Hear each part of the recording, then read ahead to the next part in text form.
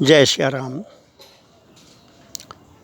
परमपिता परमेश्वर सर्वाधार सर्वाधिष्ठान की नित्य चिदलीला अंतर्गत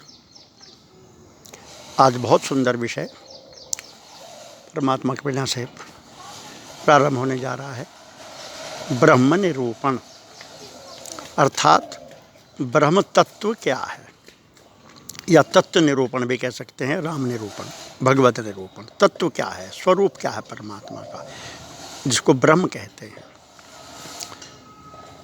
इसके लिए सर्वप्रथम जो ब्रह्म शब्द है उसका शाब्दिक अर्थ देखें। उसके मोटे तौर पर दो अर्थ बनते हैं। ब्रह्म माने बृहत्तम, सबसे बड़ा, विशाल, असीम, अनंत, बृहत्तम, उससे कोई बड़ा ना हो। और दूसरा वृद्धतम, उससे कोई बूढ़ा पुराना ओल्ड ना हो। वृद्धतम, पूर्वेशाम अपि गुरु कालेन अनवच्छेदात, योग दर्शन में आया 126 में। पूर्वेशाम अपि गुरु, वो सब पूर्वजों का भी बड़ा पूर्वज है, सबसे सीनियर मोस्ट है, सबसे बड़ा, यानी हर तरह से वरिष्ठ है। आयु में भी वरिष्ठ है, ज्ञान में भी वरिष्ठ है, अपनी हाइट, ऊंचाई, आयु, विस्तार में भी सबसे बड़ा है। वृद्धतम, कालेन अनवच्छेदात, काल भी वहाँ तक नहीं पहुँचता, काल की भी वहाँ तक पहुँच नहीं है। उमा काल मर जा की इच्छा, सो प्रभु जन कर प्रीति परीक्षा। काल तो परमात्मा की इच्छा से जीता मरता पैदा होता है। काल तो परमात्मा की इच्छा मात्र है। वो काल का भी महाकाल। कालम महाकाल कालम कृपाल, कालम महाकाल कालम कृपाल। तो ये तो एक ब्रह्म का अर्थ हुआ, ये सबसे पुराना और सबसे बड़ा। लेकिन इसमें तात्विक अर्थ नहीं इसमें झलकता है, जो ब्रह्म का वास्तविक जो तो शब्द है। तात्विक अर्थ तो कुछ और है शब्द इसके लिए, पर्यायवाची जो इसका असल, वो तो बहुत छुपा हुआ है सब। और यहाँ तक छुपा हुआ है कि जितने भी पुराणों में और जितना भी प्रचलित नाम है उस सच्चिदानंद परमात्मा का, सच्चिदानंद सबसे प्रचलित नाम है, लेकिन सच्चिदानंद भी परमात्मा का डायरेक्ट नाम नहीं है, ये परोक्षवादी नाम है।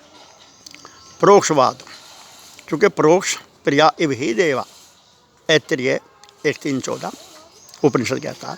चूँकि परमात्मा को अपना डायरेक्ट नाम, जो उसका असल नाम है, वो सुनना पसंद ज़्यादा नहीं करता है, बल्कि वो अपने सर्वनाम सुनना पसंद करता है। विशेषण युक्त, लक्षणों से युक्त सर्वनाम पसंद करता है।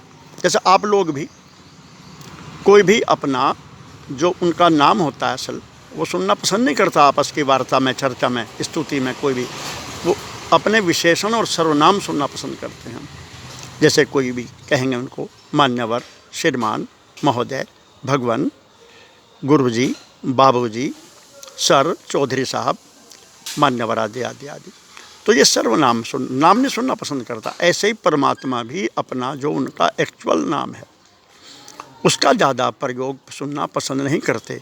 वो प्रयोग केवल उपनिषदों में, गीता में और ब्रह्मसूत्र में तो हुआ है, ब्रह्म के रूप में हुआ है, या अन्य जो परमात्मा के एक्चुअल नाम हैं उनके नाम में हुआ है। जैसे सत्यम ज्ञानम अनंतम ब्रह्म, तो इसमें क्या नाम प्रयोग हुआ? भगवान का ज्ञान।